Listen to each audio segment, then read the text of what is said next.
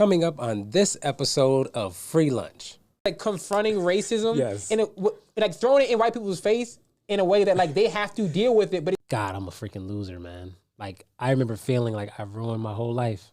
like sometimes I'm like, I advocate for quitting, but quitting smart, like quitting in an intelligent way. Advocate for quitting? Hold on. That sounds totally like a t-shirt. I advocate quitting. I'm a quitting advocate. But y'all had y'all chance to. I was giving y'all game for 3 years. I was like, I don't know you, dog. I met you 2 months ago, so I missed out. You gotta start my 3-year window now. What's up, y'all? It's your boy Freestyle Gospel, aka The Real Free, aka Free, with another episode of Free Lunch with The Real Free. I got a special guest with me today, family member of mine, another family member. You know, last episode I had the sister come slide through. In this episode, I have a comedian. Yo, he's one of the up and coming stars around here in CT, y'all. But I want y'all to give it up for my cousin. I love this dude to death, man. I love what he's doing. Sean Murray. Give it up for him, y'all. Give it up for him. Yeah. What's up, Sean? What up, man? It's great to be here. Yo, I got this dude here. Y'all know how I've been doing lately, especially with family. I got him in the studio late night again in the city of New Haven. Pistol waving New Pistol wave. Yo, you know what's crazy is the last couple of family members I've had coming to the studio late and friends, people who maybe are not. Well, one, my sister, when she came through for the late night episode, her episode was like at midnight. It's midnight with her friend, and it's like really dark over here in particular where this studio is, not to deter any future guests that I'd like to come on the show. Guys, don't take it like that. I'll be sure you're safe. But what was interesting is like my sister, she's born and raised in New Haven just like me, but she's been away for a while. So my sister, what I noticed with my sister when she came for the episode and with like a friend of mine who's not from New Haven is like, so we had this parking lot in the front of the building. And, you know, a past friend I had come on the show, my sister, when they call me or text me and say, hey, we're outside, come downstairs to come get us. And I stand outside at the front door of the building and I'm staring at them in the parking lot while they slowly get out of their cars. I'm at the door holding it cracked open, like waving for them frantically to hurry the heck up because it's people out here that we don't really want to have approaching us, okay, and talking. So I need you to hurry up and grab your bag, grab your attaché case, your messenger bag, whatever you're trying to bundle with in the car. Let's go. Hurry up. So yeah, we here late night. My man, Sean Murray, the great comedian, man. Yo, Sean, share with the people who you are, what it is that you do. So you could just introduce yourself the best that you can. I'll let you do that, man. No, before I do that, I just want to say I was outside waiting for you because you said you was gonna be here at 7, and I was just like, you said 7, brother. I'm not trying to hang out in this particular area of the city. And he's talking right because when I pulled up, I didn't see him near his car that was empty in the parking lot. He made sure he stood where it was well light. Yeah, I went to the light. I was standing in front. There's a gas station right next to the building, and he's standing underneath all the bright lights. Absolutely. Like, yeah, I'm not. But that's my bad. Yeah, Sean Murray. I'm a comedian. I'm a writer. I'm a podcaster. I am a cousin of yours. Oh yeah. My son. Podcaster.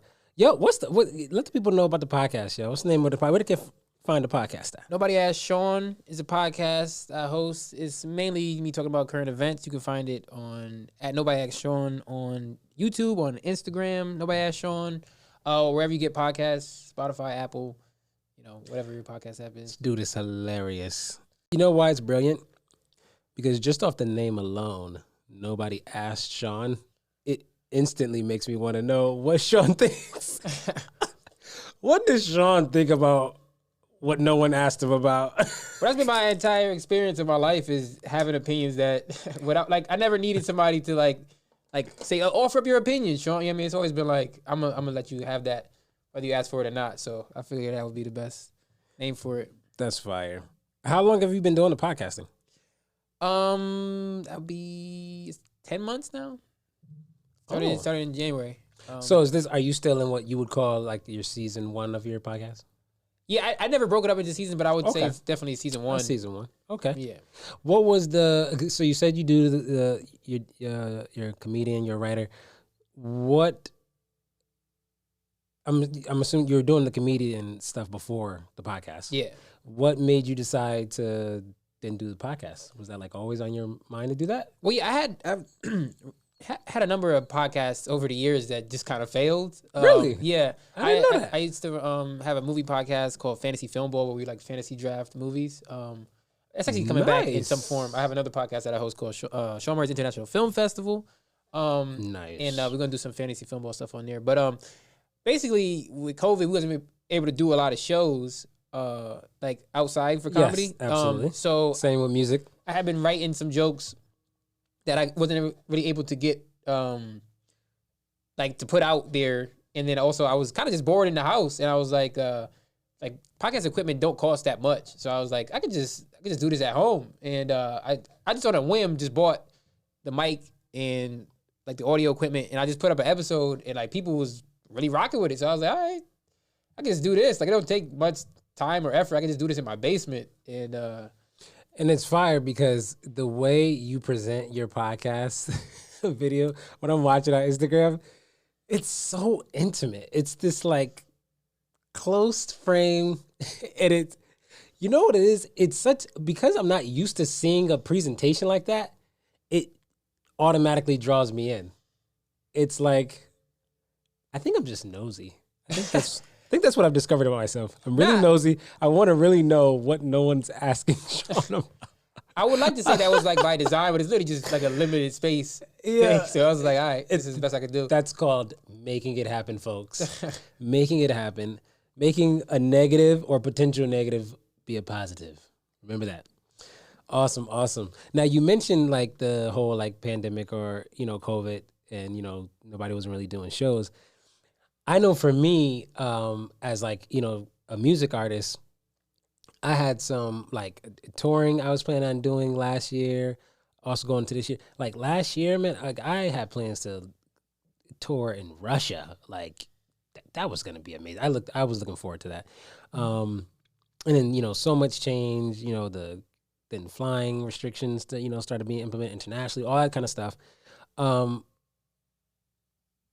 First, I'll ask, how long were you doing the comedy? And then at the point where COVID actually started, in what way was that directly impacting you being able to do that, or to what degree? How long have I been doing comedy? Yeah, how long were you doing the comedy? In 2020, I would say that'd be 8 years. Yeah. Wow. So in all those 8 years of that time, then COVID hits up until then. Now, how did that change? For the good and the bad, actually, I'm curious if it was any positive impact that it might have even had. All negative. It was all negative. No. I mean, I would say mostly negative, just because comedy is so much about like, I would say among all the people don't really consider comedy art, but I do. It's what people don't consider comedy art? A lot of even comedians. People under a rock. What? Even comedians? Well, to an extent, maybe there are other Connecticut I don't comedians. Comedy art, but that's not the point. The point is that's not the point. Comedy needs an audience, 1,000%. Like you can just record an album, like a music album in your house. Absolutely. And people will like, let's do it at their house. I mean, comedy requires an audience, not only because it needs laughs, but it's also in order to strengthen a joke, you have to get the laughs and find out where it's not funny, where it is funny, whether this idea is funny at all. Yes. So with the pandemic, it's like just absolutely no opportunity to perform for anyone at all. And then they were trying to do like outside shows, and that was awful. But I would think like social media provides a virtual audience at any time. Right. No? But it doesn't give you the immediate feedback of that's the feedback fielding a joke. Yes. Testing a joke. Yeah. Yeah, to see what's actually funny, giving you that immediate feedback. I get that part. But in its rawest form or purest form of just an audience, someone to hear your jokes, or, that's where I'm saying I think social media could give you that. And that's why I think I was going in my mind where I'm like, what could possibly even maybe be a positive is I know for some of the indie music artists that I watch, they used they didn't use like they wanted this, but the pandemic forced them to explore other means of sharing their art virtually because they had no choice. And when they did that, they actually discovered a whole nother lane that even now that things are opened up and they are able to go back and perform in person and stuff, they're still now utilizing these other media or lanes that they only discovered because of the pandemic. No, 1,000%. I would say like a lot of comedians would definitely had that thing where like, you know, like sometimes like an older uncle, like, you ever hear about this Instagram? Like it was like a lot of people, like a lot of his like comedians were like discovering that there was social media for the first time. Like, yo, you could post your jokes on Instagram, yo. I was like, Did yes, you know YouTube holds jokes? Yeah. It was basically like for a lot of people, like, but I would say that is a positive, just kind of forcing you to be even more diligent about that. Like, I mean, like, okay, this is all we have, and then getting your skills better at, like, because like there's a skill to knowing when to post, how to post, like the way how long a video should be, how you know what I mean, in order to get the most. That's all like the professional marketing stuff. Yeah. So I definitely think it's like it sharpened those tools for people, but I think overall it just wasn't good. You know what I mean? You can't really, because yes, you can get like, even like posting my podcast, right? Mm-hmm. Like people will hit me up like, "Oh, that mad funny. It was mad." This episode. It's like, what part was funny? You know what I mean? Like, cause like, I couldn't really take, unless I would if I took jokes that I was telling on the podcast. Told them out on a show. There might be a long gap in this joke where it's just not funny, but I thought it was funny because everybody, yo, it was bad, your podcast. Like, you gotta tell me. I mean, but when you perform it and you doing shows, you get that immediate feedback. Like, okay, I need to work on this right here because they was laughing and then it just fell right off. here, they was quiet. Yeah. Okay, I got you. That makes sense. That makes a lot of sense. I guess there's really not that paradigm doesn't exist in music. No, yeah, really, yeah. I got you. Okay, cool. But I mean, nonetheless, you are what we have in common as creators of art, whether you think comedy is an art or not. I'm not gonna just let you breeze over that. Comedy is an art. Who wouldn't think comedy is an art? What the heck? Anyways, but we're both independent artists, right? Like we don't have this mogul entertainment or management company behind us in what we do. So that presents, even pandemic or no pandemic, a challenge in and of itself. I'd say for me, the pandemic was a positive in the sense that it gave me time to focus more on those like administrative or those like marketing things or engines to do as an independent artist to kind of get your name out there, get yourself out there. It forced me to do a lot of research, trying to think outside the box because the typical boxes are infected with COVID. I can't touch that box now. So it forces you in that way to, kind of expand your horizons, I guess. Is it comfortable? Does it feel good? Absolutely not. It's not fun, especially when you're trying to work a full-time job, do whatever it is, create, artistically, whatever you're trying to do on the side. In my case, also be a husband, father. You got all this stuff happening. It's not easy at all.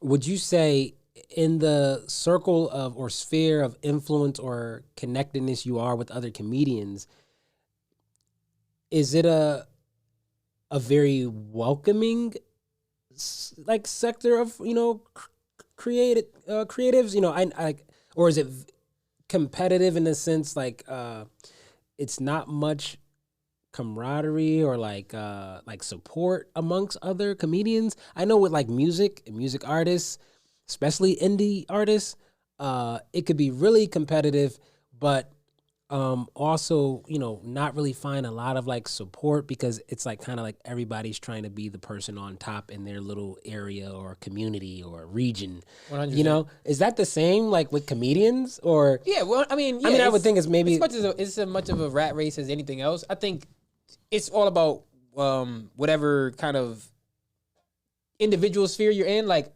there are very supportive comics and they are very like every man for themselves. Yeah, like, it's like. And it's like, one of the things I always say to other comics is like, yo, like, there's enough for all of us. Like, there's truly enough. Because people be acting like they be like hoarding shows. They be they won't tell you like it was like I know comics that be like they get booked on a show, nice venue or something. They'll be like, oh, like who books that? They're like, oh, I'm not telling y'all. Like you, I'm not telling you. It was a dude recently. He was like, yeah, I had y'all chance to. I was giving y'all game for 3 years. It's like I don't know you, dog. I met you 2 months ago, so I missed out. You gotta start my 3 year window now. You know what I mean? Give me my 3. Yeah, like I didn't get the 3 years. You know what I mean? He was like, I was dropping. Yeah, I'm winning now. I'm like, bro, that's crazy. Like, and it's like it's a decent gig. For people in that particular headspace who like have the I'm winning attitude, in your mind, are they actually winning? No, they're just their idea of winning is simply purely in relation to you. Yes, yeah. So they think because they're simply a couple notches ahead of you, they're winning. Yeah, it's like, yo, I know what winning looks like, dog. Like this is not it. Yeah, this is not it. I promise you. You got to celebrate whatever victories you get, but it's like, yes, please don't try to flex on me with like. You're tangible. You feel me? Like I can reach you. You're not winning if I'm you at arm's length, bro. I can still block your shot. Yeah, basically, your vertical isn't really that high. Yeah, like all right, next time down court, we gonna see if you know what I mean? Like, yo, I'm winning, yo. I gave y'all a game. You had 3 years, bruh. I'm like, yo, I didn't know you for 3 years. Like, what are you talking about, bruh? You had 3 years, bruh. It was crazy. So there's people like that for sure. Like, you know what? I wish. I don't even know if. In the local independent music arena, if there's even people who would be like, yo, I'll give you 3 years a game. Like, I think it's a lot more This guy doesn't have any game, though. That's the crazy thing. He never even had, like... No, well, I mean, people who may legit maybe have game. You know, I think... I don't know. I think I'm a person who I take this whole, like... I approach it from a mindset of... like not casting your pearls among swine. Yeah. I hate to get real biblical, but okay. So what I mean by that is, right, if I have game to offer, you might ask, why don't I in certain spaces just automatically offer it versus being like, well, I'm willing to offer it to anyone at any length of time, even more than 3 years, like forever for anybody who simply asks. Yeah, I take that approach. So some people might think I'm like wrong about that, and they might say, "Well, nah, man. Like if you know game, you should just put it out there." I just don't feel like that. I think, and it's not because a place. I don't feel like doing it. Nah, but it's not like from a place like being posh or like whatever, or being like mightier than thou, or I don't know, snobbish or whatever. I just feel like for people who are serious about wanting they'll come. Seek it out. They'll ask if they see that you're doing something. Like for instance, I think if I see you doing something awesome that I'm interested also in doing, I think it's taking just a little piece of humility on my part and giving you the head nod, like the tip of the hat to say, I see you, bro. You doing your thing. For me to approach you and go, yo, man, how did you get that? Or tell me how you do that, yo. You see what I'm saying? Even if you're good too, because like this is what I'm thinking about. Like a lot of people don't even want to. A lot of people don't even have that humility because they're like. I always think about this story. Allen Iverson talks about he learned his crossover from a dude on Georgetown who was like he rode the bench. Famous crossover that Allen Iverson has. He learned it from the dude who rode. He's like he used in practice. He used to get with the crossover every time. He's like, you got to teach me that. But Allen Iverson, the star of the team, had to be humble enough to say, you have a better crossover than me. Yeah. Like, show me how that's done. Wow. You know what I mean? Like, so, like, that's what I'm, like... Yes. So, any level, you should be able to, like, you shouldn't be afraid to say, like, I don't have this tool in my toolbox. You know what I mean? What hardware store do we go to get that? Yes, you know what I mean? Yes, absolutely. I mean, and I'm a person that, like, if I see somebody, like I said, doing something that's great that I'm interested in doing, I don't mind asking, and vice versa. If someone sees me doing something that they think is, awesome or just further along or better than maybe what they're doing and they're interested and they ask, I'm all like, more than willing, you know what I mean? But yeah, definitely, I think I only try to be careful with just broad stroking, like voluntarily just throwing a bunch of content or things out there. One, because some people just might not care, right? So again, it's also a certain degree of humility in me reserving certain information and not just assuming everyone in my presence wants to even hear this. Yeah, because there's also like sometimes there are people who think like people like everyone around them wants to hear like the gems, the game. And Yes. like yo, what are you talking about? Like, And somebody hits you all the way with, I don't care, bro. Yeah, Or like, I already knew that. Yeah, exactly. Now what? Because a lot of times people think like they have like they are the one who contains all this knowledge. It's like, yo, who told you that we didn't know that, dog? That part. Nope, absolutely right. Hey, yo, if you enjoying this content, if you feel like you're actually getting something from it, be sure to follow Free Lunch everywhere, Facebook, Instagram, Twitter, at Free Lunch. That's FRII Lunch. And be sure to subscribe, follow us everywhere. Podcast streaming is available. Apple Podcasts, Spotify, it doesn't matter. We here. It's Free Lunch with The Real Free. Yo, so that's a fact. Anybody who's out there listening, if you are a creator of any kind, in the arts, writer, poet, rapper, comedian, whatever it is, a painter, anything, please don't let the whole, being humble thing or even being hungry enough to create in your field to ask. Don't let those things like stop you by any means. Like, please be hungry to discover, to learn. And for those who learn something, don't be so high and mighty or holier than thou to like, be so detached that you can't, you're not willing to give information to some. That's what information is for. That's what I never understand about that. Yeah. Yo, like, what is the point of information if you're not sharing it with people? Like, what's the point of even gaining this knowledge if it's not, you know what I mean, just to hoard it to you? Like, I never understand that. You know what I mean? Because especially if you're confident in yourself, it's like if I asked you, yo, where you get these mics from, right? Mm-hmm. If you're not confident in he's like, oh, if he gets nice equipment, he's gonna be like me. He could be better than me. It's like, no, if you're confident in yourself, you're like, I don't care who has these mics. Because what I bring to the podcast isn't the mics. I bring me to the podcast. Exactly. You know what I'm saying? And I be trying to tell people, look, I be so really anxious, if more than anything, to like share information if somebody, I'm really just eagerly waiting for someone to actually ask me, really, because I like blowing people's mind, people who are other independent creators, like who are really struggling to do all of these things, both the actual art and administrative stuff on their own. I'm so eager to show them the hacks. So like you might say, oh, yo, man, like I like how your podcast audio sounds, or yo, man, these mics look, yo, I'm so eager to tell somebody, yo, these mics actually that I have are trash. What actually is making my sound great is this little attachment thing I found. I'm like, yo, get yourself this. You could save some money maybe on the mics if you're trying, and just get this. Like, I'm so ready to just vomit of the mouth, like, information. Or even the thing like that me and you were talking about before the show, with just like, with editing or something. Like, when I tell people, actually, when I was in, for the award show in England, where I performed in 2018, I believe. I end up doing a radio interview for a station that's maybe an hour drive from where I was actually staying, and they had like a portable setup that they put together, jumped in the car, and drove an hour to my location to like set up in like the living room, and have me be on their radio show for an interview.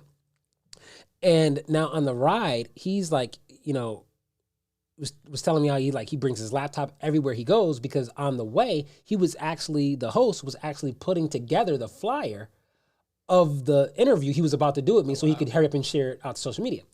So when he gets beside me, he sees me busy on my phone, like how he's at the table, he's still busy on his laptop, whatever. So I'm like, what are you working on? So then he flips his laptop over. He shows me, the flyer. I was like, that's dope. Make sure you send it to me when you finish, so I can share it too. So, and I was like, yo, I'm trying to figure out that I'm working on the same thing on my phone, and I'm trying to put together a flyer to share with my people on the stateside in the U.S. So I showed him my phone, and legit, my flyer on my phone looks like the one on his laptop, and he goes, "Bro, you did that on your phone?" I said, yeah. He said, you gotta show me that, bro. I have to carry this big bag around everywhere because I'm trying to create always content flyers on the fly. And I was like, oh, bro, let me show you. Man, I went through my phone, screenshot, and every single app that I had. So you want to get this one? Then I use this one for it. Just diarrhea of the mouth. Like, I'm more than ready for the next person who looks like they're driven, hungry. Yo, I'm sincerely looking for an easier way to do this. If you got any slither of information, yo, that's easy. And I think you end up reaping what you sow when you are giving that quickly. On the back end, you're receiving just as easily. So whatever it is, on the comedian side, you're getting shows, and you find out you get wind of something, and your boy who's the comedian next door is also looking for gigs, and you like, yo, pitch him a joint. Yeah, the next thing next month he might get a bigger wind of a bigger fish than that. What you got? He's like, you know what? But I remember Sean. He put me on game to that show last. Let me let him know that it's another slot for another comedian. Yo, that's just how that works. Yeah, I never understand like the hesitance to do that. One, like you said, because you're gonna get that blessing back, and even if you did it, like, why would you? You should get enjoyment out of like if especially if you rock with somebody. Why would you not want to give them an opportunity? You know what I mean? Like, I enjoy seeing you win. 100%. I know you. Like, for me, I've always been that person that feels like I get a certain vicarious sense of enjoyment when only you win, even if I have nothing in the game, like no thing that I reap from it, just because I know you. Like, there's something about that makes me feel inherently good. Yeah. Like when Jay-Z is getting a Grammy or something, right? If I was like a person who grew up in the same hood as him, went to school every day with him, and then that's basically and you. I That's saw that on TV, I'd be like screaming in the living room, and I'm not getting a daggone thing. I'm not getting no trophy. I'm not getting no money. But because I simply know that person, that makes just me feel good. Yeah. I don't know if that's like for everybody, and for people that it's not, I don't get that. But that's for me, and I think there was a time where I actually took a little bit of time to actually think about what beneath the surface is really the thing that makes me feel good about that. And I think it's this idea that if I know you, if we come from the same place and you become great, I think it sends a subconscious message to me that I can become great. Bro, you took the words right out of my mouth. Yeah. That's what makes me excited about you getting on. Yeah. Is because then it just only soups me up the more to go, yo, this dude come from the same place I do, came from the same ramen noodles. We was both eating out of the same shrimp flavored packets. Yo, I could do this. Yeah. I got hope. That's 100. That's 100% what it is. It's like the tangibility of your dreams is, you know what I mean? Because especially when you come from a place where people weren't winning that much, you know what I mean? Because it's like, okay, that's a possibility. For a long time, you think, okay, ain't nobody from that I know ever going to get that opportunity, and then somebody does that. Oh, like it's possible. But ironically enough, I think that's the exact same principle.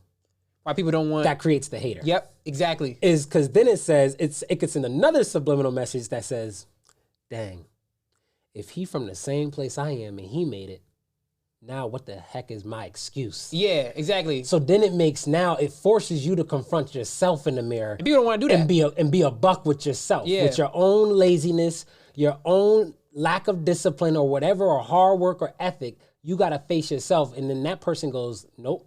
Rather than face myself. You're going to turn it right back on? Yeah. Nah, man. Like, yo, you got on because, you know what I'm saying, you know some so-and-so. Exactly. Or you got on because if you would have never got on if it wasn't for... And it's like, yo, he from the same block you from, bro. He got on because he wanted it, and he was it was driven, yo. Like, God, that's the science of the hater. I feel like I want to write a book. The Science of the Hater. Yes. That's a great. Nah, I'm going to break it down for you. The Science of the Hater.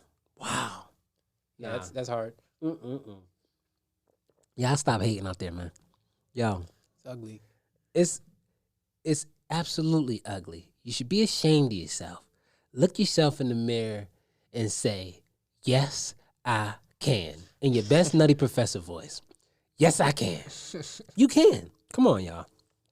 Yeah, so another thing is, there was a conversation that you and I had a while back, and you was like, I think it was maybe right before or after I had first saw one of your comedy shows. And you was like, I think I shared with you that somebody told me, they was like, yo, Chris, why don't you go into comedy? Or you should do comedy. I'm like, yeah, but I'm like, I just don't feel like it. I do so many other things. I don't need to add another thing on my plate.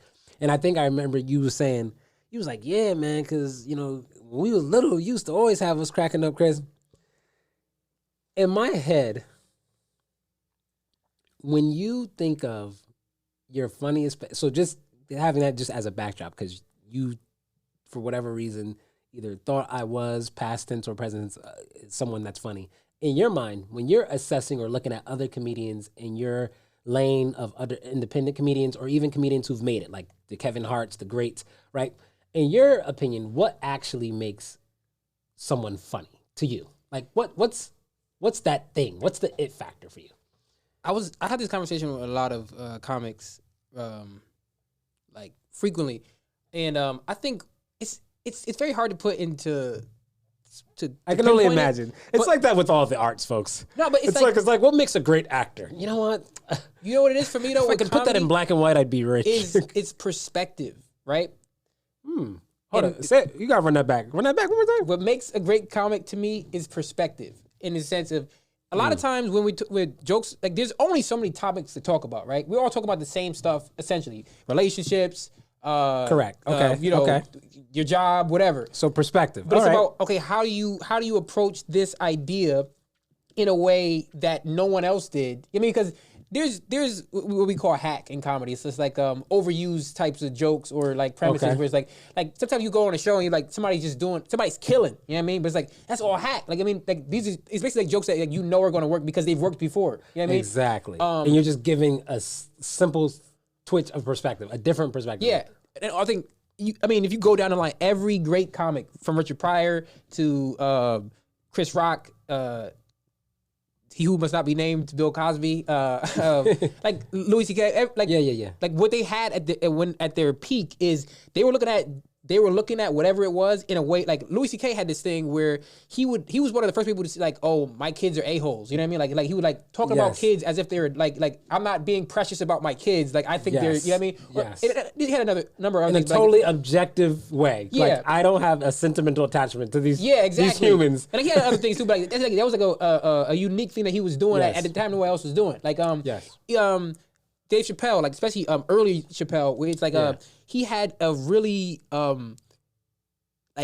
Chris Rock as well, incisive take on race that no one had seen before. You know what I mean? And it was an irreverence towards like really heavy stuff. Like that joke he does about when the cops are like sprinkle some crack on him and get out of here. You know what I mean? Like it's Dave Chappelle, especially Chappelle's show too, is like confronting racism and like throwing it in white people's face in a way that like they have to deal with it, but it's also making them uncomfortably laugh. Yes, like Clayton Bigsby is one of the funniest bits ever. Like a Klans member who's actually a blind black guy who doesn't know. Like that's hysterical. Brilliant. That's hysterical. It's brilliant. You know what I mean? Because it's like yes, but it's like the mind that thinks about that. You know what I mean? Yes. It's the perspective. It's not. I mean, like. He can having a joke about race is anybody can have a joke about race. It's about what did you say in this joke that makes it like my favorite comedian of all time. The late great Patrice O'Neal, like he was so good at comedy. I didn't have to agree with his point of view to think it was funny. I mean, like a lot of his stuff I didn't agree with at all. But it's like he was just so like he has this great joke. One of the jokes that made me want to get into comedy. He has this joke where he says whenever he goes out.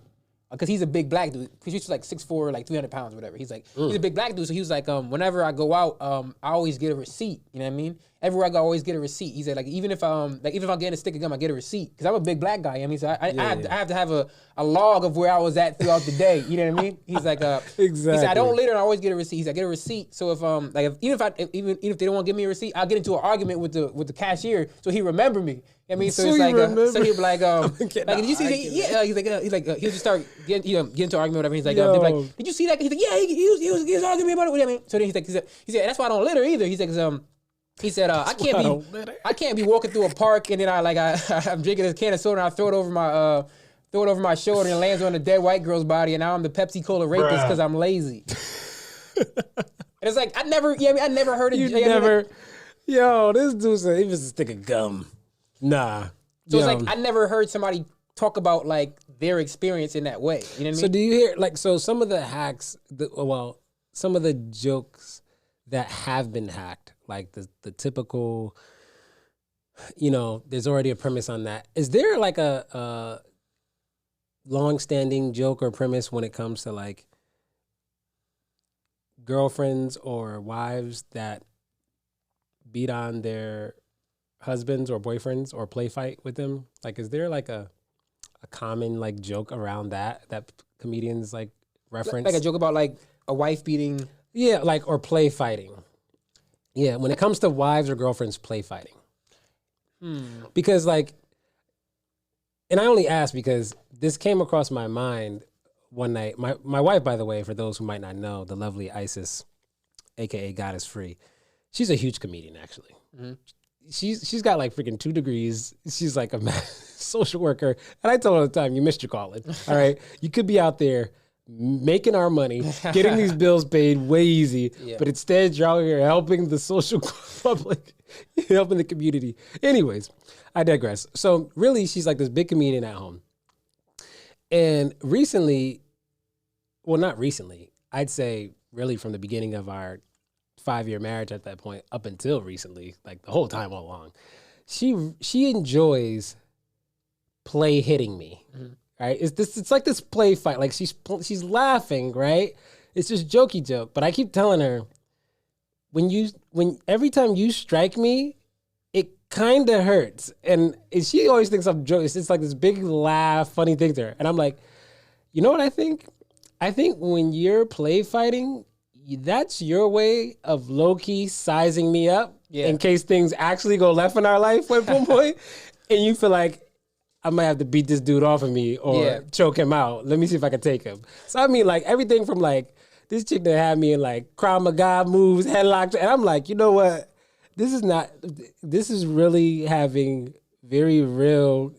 This feels really real at different times, honey. I think we should stop. You got a heavy hand. And so I'm like, I think I've heard other comedians point to this phenomenon of like with their girlfriends or like how you said, people with their kids. Kids are, I mean, I think that's what Kevin Hart does a lot. I think he's phenomenal at that. He's brilliant. When it comes to, I think he could do half of his sets really just talking about his kids. And it's all like I would say you just said, just hacks. I'm going to simply objectively talk about my kids' everyday life as if there's not this very deep emotional attachment there.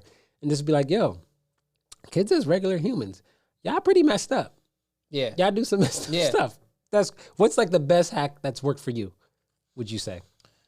That have used your perspective to kind of come at and be successful in? I think the best I do a lot of race is really. You had one that I've remembered for a long time. I've since forgotten it, but you had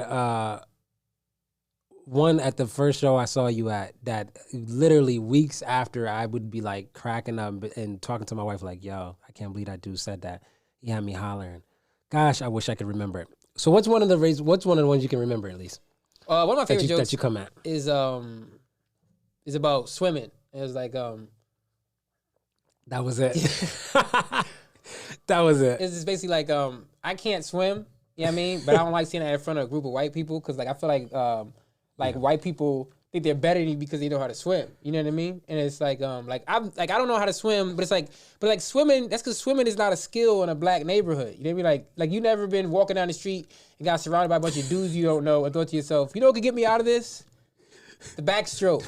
If you guys would just meet me at the lake, we could handle this properly. You know what I mean? Like nah. Like you never been at a bar and overheard a bunch of dudes like a guy telling a story to his friend and he's like, yeah, they tried to jump me, but I just swam up out of there, man. Like it's like, you know what I mean? And then nah. The things that we're really versed in the black community is sprinting. We're very good at it.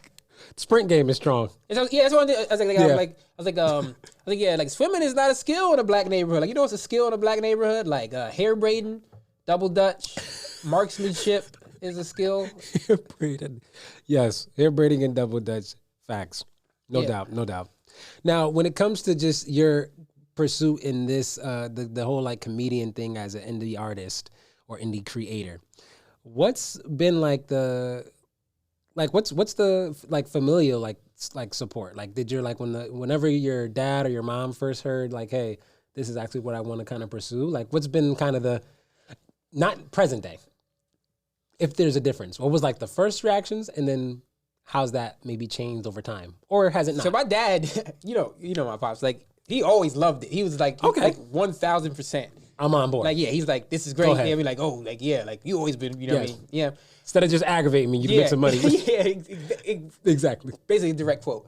My mom, on the other hand, she's more like, that's cool. Like, how's school going? Like, you it's gonna pay always them like, bills, yeah, like though? it's always like, how's school going? If I bring up comedy, it's like Yes. immediately afterwards, like, yeah, that sounds good. You got a show coming up? How's school? Like, you know what I mean? You finish that school? paper? She's a lot more, lot less of that now. I'm out of school now, but also Yes. she's a lot less of, like the, tempering your excitement with, like practicality. Yes. Yes. Now- Having a healthy balance. Yeah. Okay. And now, what is you said you finished out of school? What did you go to school for? What is your degree? Fun. I went to school just to have fun. Okay, so you didn't get Nah, a I'm just degree in kidding. this? I went to school for urban studies. I got a degree in urban studies. Okay. In any way, does that information or that journey through those years of urban study, does that ever reveal and show itself in your comedy? Nope. No, Not even a little bit. not even a little. Waste of time. I can't even, not even an excerpt out of a textbook. No, I mean, I try to make a joke out of. No. no. I mean, I guess Utter waste of my maybe, time. maybe in a Totally in a as an subconscious old level. It's totally as an ode to mom. Like, there you go, mom. That one was for you. Yeah. Yeah, I get I it. mostly just dumped I all that respect stuff that. out of my brain just to like tell my mom I respect that. Because that was a big part. Like, I had my dad on an episode called, make sure you guys go check that out, The Flaming Night I Called Dad.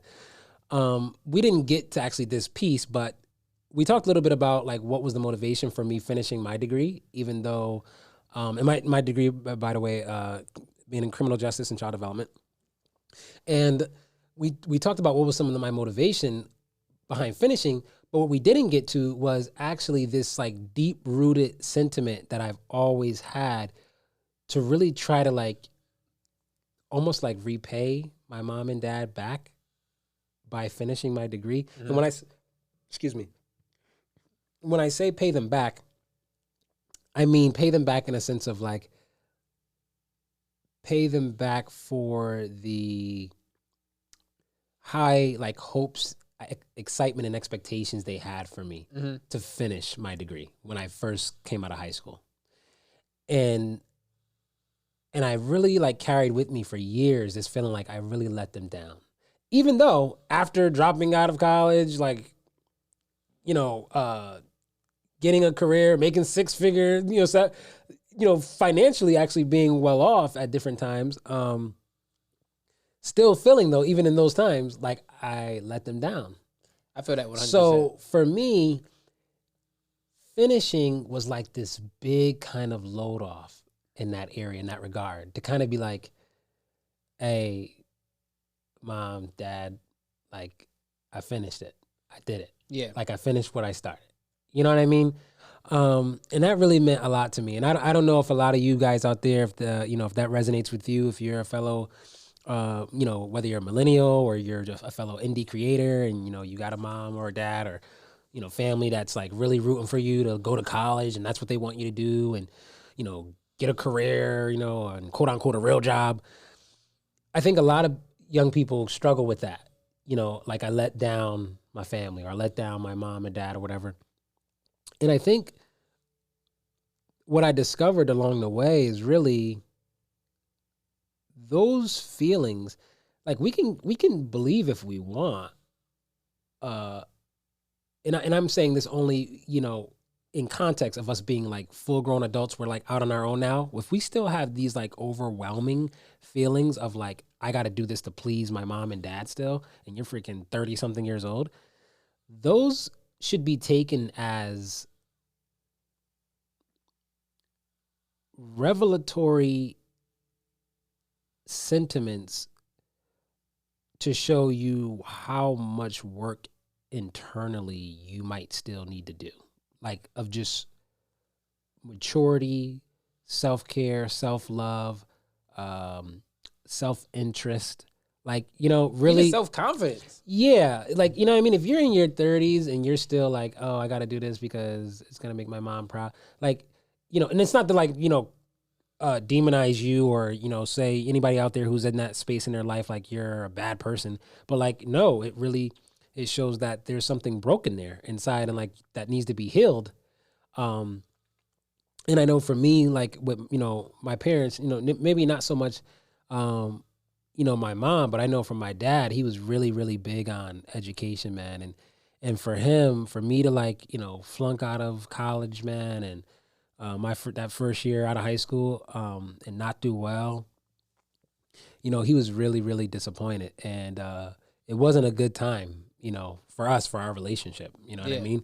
It really kind of put a wedge there. And I think when it comes to like that same sex parent that you have in your like life, when you are in that, teenage going into young adult life, that weighs and hits you a little harder, heavy. You know what I mean? Yeah. Versus if it was maybe my mom that was harping on me, maybe getting on my case. I don't know. Who knows? Maybe it would have rolled off my shoulder a little easier. But because this is not my father figure, this is my symbolic. This is the representation of, the definition of man that I should aspire to be. And this is what their voice is saying to me. Gosh, I must really be this like failure. Like I really must have screwed up my whole life. You know what I mean? And so I think that's important, to really kind of like pay attention to yourself, do that self-analytical work to see like, what's my motivation? Why am I doing this? Why am I like going to night school or trying to like work my full-time job and finish this degree? Like, am I doing it because I really want this? Yeah. Like, you know what I mean? Or am I doing this because, I don't feel like I have any worth unless I get this? I just saw something like that on it's an Instagram video. I wish I could like recall it perfectly, but it was basically something like there's a podcast or something, and some dude was like, I want to do that, but like what my mom thinking. He's like, yo, you're not living for your mom. You know what I mean? Yeah. And it's like it's hard to grasp with that because it feels hard. disrespectful to say that. Like because you love those people. Yeah, because if you said it to your mom, like I don't live for you, it feels like it's insubordinate, it's disrespect. Yes. But it's like it's true. It's like because the thing with parenting is like the parents put a lot of their hopes on you, and not even necessarily like living vicariously through you, but like just like they had an idea of, for sure. But even aside from that, like they had an idea of like what your life was going to be because they're creating you, they're molding you, and it's like okay, like if I molded you and I instilled values of education in you, and then you go to school and you flunk out or you're not doing well in school. It's like, okay, that's a reflection on me as a parent. It's like, oh, maybe I didn't instill that enough. And also it reflects on like on you as like not appreciating what I did for you. You know what I mean? What they've instilled in the time in which they sowed all these seeds of values, morale, or whatever you should be pursuing. Yeah, absolutely. It's like at the end of the day, I'm me. Like but that's the I tough ask part. you to tell me, but like, it's hard to say that too. Like that's the hard part is that you actually love those people so much. You care about what they think. Yeah. I care so much what you think of me. And I think it's a valuable point to take away for any other, again, millennial parent out there like me who are raising children right now as they approach that adolescence or they're in that teenager space or whatever, to be very mindful of that those little people love you so much and they value every single thing coming out of your mouth. And we have to be super intentional and purposeful with what we are saying. Even when it's a heightened situation or our kid is doing something wrong and you need to be disciplined or corrected, that you are very intentional and careful with all the words leaving your mouth. Those things will resonate and stay in that.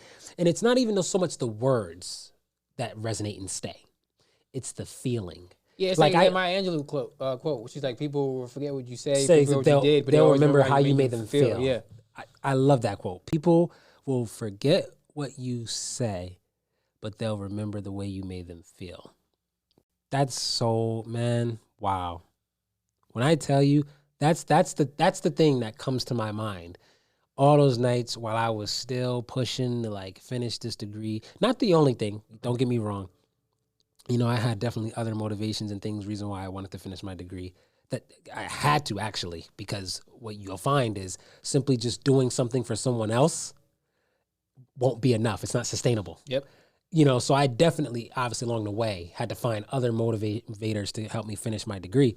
But along the way, man, you know, I had those flashback moments of like not really necessarily hearing or remembering verbatim words from my, you know, mom or my dad of their disappointment. You know, the day I got, you know, kicked out of UConn Stores campus, you know, I just simply remember how I felt. Yeah. I remember feeling like, God, I'm a freaking loser, man. Like, I remember feeling like I've ruined my whole life. Like, I'm not in college no more. Yeah. I'm gonna be a bum on the street. You know, like that's crazy, yo, man. Yeah, parents have super power, man. It's funny too, like when you whatever your setback or failure is in life, when you look back on it later, it's like that's what I thought was going to destroy my life. Was like Exactly. because I wasn't in Stores campus anymore. It was like I wasn't in UConn anymore. Like I thought I was done. Like so many things in Then life. you grow up and actually do life, and you realize, yo, there's so many I crazy. wish that was the biggest, the extent of my scariest problem. thing, Yeah, yeah, like, in I had life. to worry is about. be worried about getting kicked out of school. Oh man, nah, that's facts. That's facts. So besides the, you know, you're doing the comedy thing, man. You're doing the independent hustle. For you, what's the biggest barrier as an independent artist in the comedian space for getting you to the next level? I'll go first, actually. As far as my biggest hurdle for me as a independent music artist, independent author, or basically you could just, you know, classify as writer, independent writer, music artist, even now lately the actor space. For me, the biggest hurdle has historically just been this kind of limited access to knowledge. That's probably on the smaller side. The biggest side, the bigger side or portion being, or the bigger barrier being, finding time to simply implement the knowledge that I end up getting access to. So on the front end, it might just be a little bit, limited access to knowledge. It's just simply know-how. How do I do this? How do I do that? Okay, I get the knowledge, and then what really becomes the bulk of the barrier is now I need time to do all this. All right, I know I need to be marketing this. I need to be on social media doing this, making these videos, doing this. All right, and then I know I need to be getting press releases put out and to get my name and brand out there. I didn't know I need to be doing, you know, I don't know, RPK kits or all this different things. I'm only one person. That independent artist, you don't got this team of like 20 people to, you know, delegate tasks to. So it becomes all on you, and time management becomes this big, really big barrier. In the comedian space as an independent artist, what's you found as the big barrier for you? I would say time management is one of them for sure. Like this, in the exact same ways you said. Like it's like there's so many things you know you like you said you have the knowledge, but now to implement them, it's like okay, like putting stand-up clips on Instagram is huge. You know what I mean? That's a big way to build your following, to get your just get eyes on your live stuff. clips. Yeah, of like, actual shows. Okay. It's like it's also like, you know, trying to figure out like, okay, this is a good joke, but do I want to waste this on Instagram or whatever? You know what I mean? Like, do I want to keep this But anyway, beyond that, it's really just like getting the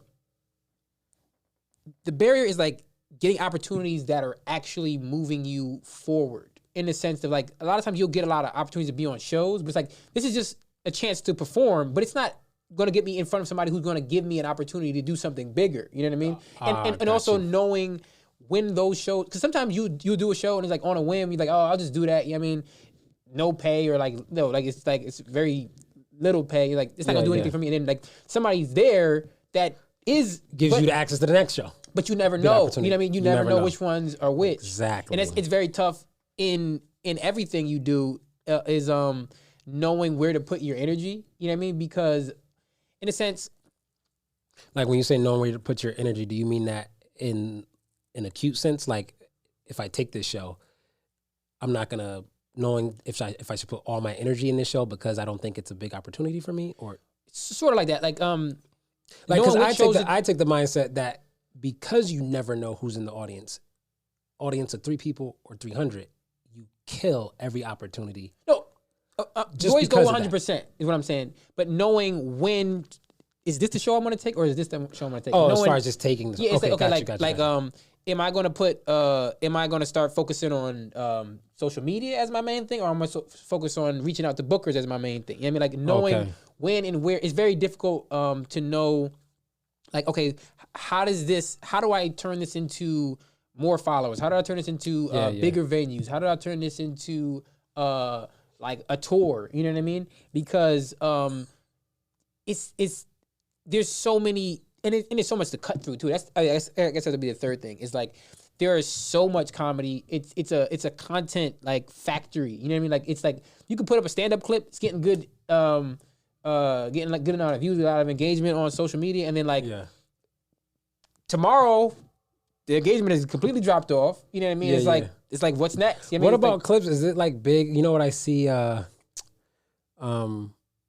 Like people on social media who are also touring stand-up comedians, but have like a big social media kind of platform too. Like Kev on Stage, like he does like a lot of the video clips where it's like commentating another video of something that's funny. Yeah. So, I mean, do you ever like engage in that? Is that part of your like social media I platform? do some stuff like that. things But like- it's like You're kind of fielding what works. Is that going to Yeah. actually get me exactly. move the needle a little Because ahead? sometimes it's like there's a lot of in this world, like especially in entertainment, people see somebody successfully do something and they're like, oh, that's the thing we got to do now. And it's like, no, that's the thing he does. You know what I mean? Like, that's like voiceover, like the animal voiceovers that the other comedian does on Instagram. Tony Baker. Tony Baker.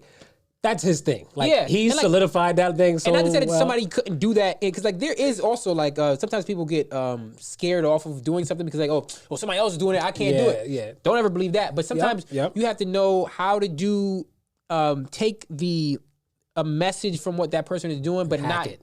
exactly, not do the exact same thing, but kind of hack. like New perspective. Perspective, exactly. Make it yours, right? Because a lot of times what people do is like, okay, Tony Baker's doing animal. I want you to do animal voiceover for this. Like, you're not doing it as well as Tony Baker, and not necessarily because you're not as funny as him. You're probably not, but also because like you're not bringing anything that he doesn't already. Like, we already have a Tony Baker. The audience is getting fed in that area already. Yeah, what like. They have their meat. They need some vegetables. Yeah, maybe. exactly. Like we have this guy. Like this is like, why would I stop watching his videos for yours? Unless he just Yes. fell off a cliff. We got eggs already. We got You know what I mean? eggs. Bring us the wheat toast. You Yeah. could be bringing us some toast. Exactly.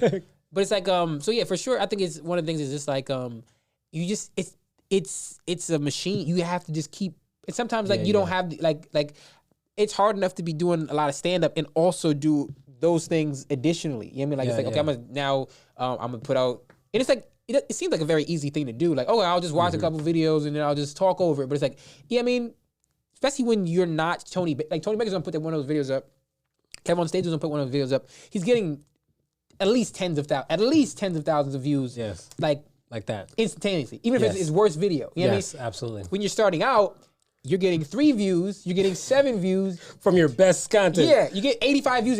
It's such a big leap from 3. He's like, oh, I'm doing well, but you're not doing well. You know what I mean? And it's Yeah. like, but you have it's You got to celebrate those small gains. you do though. But it's like Yes. it's tough sometimes when you're like, okay, all right, 6 videos in a row and it's 7 views, like, but you because It's hard to stay consistent when I'm just consistently getting 7 views. consistently sucking at this. You know what I mean? It's like it might I be don't know. good. That might not be sucking. It just No, I'm might be saying- just, I have to be consistent with just, Absolutely, but it feels like you're It sucking. You know what I mean? Like you could be like it could be like this is a lot of stuff I do is like you don't want to be like that parable with the guy the digging for the gold. And then I hate that though because yeah, like, you're 1 inch from where the gold is and you give up and then the next person comes I behind hate you. that though because it's like sometimes there's not gold right there, dog. Like sometimes there like this cave thoroughly is dead. empty. You know what I mean? beat that horse Yeah. to death. I get it. So it's like sometimes I'm like I advocate for quitting, but quitting smart, like quitting in an I intelligent way. advocate for quitting? Hold on. That sounds totally like a t-shirt. I advocate quitting. I'm a quitting advocate, but it's not necessarily like Wise like, don't. quitting. I advocate wise quitting. Yes, like Tactical quitting. Not to say like we have to call it something that Yes. doesn't sound. Yeah, it doesn't sound- It sounds yeah. cool. Tactical quitting. Yes, but what I'm saying is like, don't. I'm not saying give up on your dreams. I'm saying like sometimes you gotta refocus. Like this is not what you need. You Yeah. quit doing this because like they talk You about. have to objectively assess where you are and what you're using. Yes. You can't be so sentimentally attached emotionally. Like I love this kind of joke that I do so much. I don't know when to see. All of the feedback is telling me this is whack. This sucks. Yeah, like stop doing it. Like this is Yeah. not. This I'm- is like I'm too attached to crowd my is not joke. rocking with this. Yes. that happens all the time. Got And it's like one of the things I think about a lot of times is that they talk about a lot of companies like Instagram was like 7 different companies before they landed on we're going to be a photo sharing app. It was like I can't remember what exactly, but like they were Really? like, and they failed, and then they. I mean, now obviously they had the money and resources. Yes, That's like yes. venture capitalists. They're going to Absolutely. give, but essentially what I'm saying is they were doing this thing. They thought this is going to be our thing. Failed. Then they're like, okay, well maybe we'll be this thing. Failed. So they had to quit that thing. You know what I mean? Yes. But then it's keeping the same motivation, but repurposing it for something else. You know what I mean? So I advocate quitting in the sense of like tactical. Great way to put it. Tactical quitting. Technical quitting. And just like knowing when to quit, but not quit like doing anything, but quit doing this thing because you're not good at this thing Yes. right now. Listen, make sure y'all look out on the website for those t-shirts coming soon. Tactical. I advocate tactical quitting. Tactical quitting. Yo, absolutely. Hey, yo, if you enjoying this content, if you feel like you're actually getting something from it, be sure to follow Free Lunch everywhere. Facebook, Instagram, Twitter at Free Lunch. That's FRII Lunch. And be sure to subscribe. Follow us everywhere. Podcast streaming is available. Apple Podcasts, Spotify. It doesn't matter. We here. It's Free Lunch with The Real Free. Yo, so thank you so much for tuning in with us, y'all. Thank you, Sean, for coming through, man. Big up for Sean again, y'all. Real talk, man. We appreciate you for coming through, really, bro. Seriously.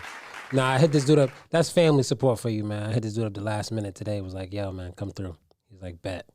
I'm there. I told him to give me a minute, though, because I had to, never mind. But anyways. Yeah, I didn't want to mention that part of it earlier when I was. You know what I mean? I was held up trying to unleash the dogs of war. But yo, let the audience know, man, where they can find you on social media and let them know where they could come and check out a show, man. Lowbrow Sean on Instagram, Highbrow Sean on Twitter. Any underscores in those? No, just the Okay, so run them back one more time. Lowbrow Sean on Instagram, Highbrow Sean on Twitter. I Okay. should probably just make them both the same thing at some point, but I like the highs and lows. Switch it up. Okay. And my next show, I think I have a show December 3rd at the Elbow Room in West Hartford. December 3rd. What's the name of the venue? Elbow Room? The Elbow Room. Yeah. December In 3rd. West Hartford? Yes, 8:00. Okay. December 3rd, 8 o'clock. Make sure y'all be there. Check my mans out, man. This is, again, Free Lunch with The Real Free. And a sentiment that we have for the show that I like to do near the end is to offer the audience, the listeners, some free food for the soul.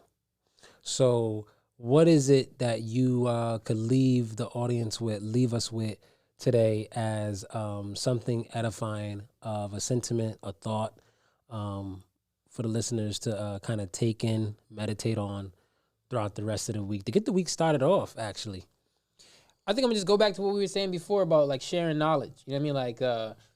Like don't be afraid to, don't hoard it. You know what I mean? Like it's like because knowledge was not for one person. You know what I mean? It's supposed to be shared. You know what I mean? Have confidence in yourself that like giving away this knowledge is not going to diminish you. I think one of the things that people struggle with is like they don't want to give up a gem because they think it's going to like diminish how they look. You know what I mean? Like if let's say you live in a neighborhood, right? And somebody house don't look nice, right? And it's like somebody came over and he's like, oh, you know what I mean? How can I make my house look like yours? People don't want your house to look like yours because then my house don't stand out anymore. It's like, but Wow. you shouldn't worry about that. You know what I mean? It's like you just appreciate your house. Why does your house need to be better than this guy's house in order for it to matter? Yeah. You know what I mean? It should matter because it's your house. Simple as that. Not because it's the most attractive house on the block. So I think people need to get out of that mindset of like needing to be better than someone else in order to have value in yourself. You know what I'm saying? So if I could summarize that all in one sentence, could we say the knowledge is not yours? There we go. I could have just said that in about 7 seconds. And The knowledge is not Yeah. yours. I'm always looking for the T. yeah, I'm always looking for the You're T-shirt killing quote. it. Yeah. Yeah, man. So, yo, Sean Murray, comedian, awesome creator. The knowledge is not yours. It's Free Lunch with The Real free. Peace.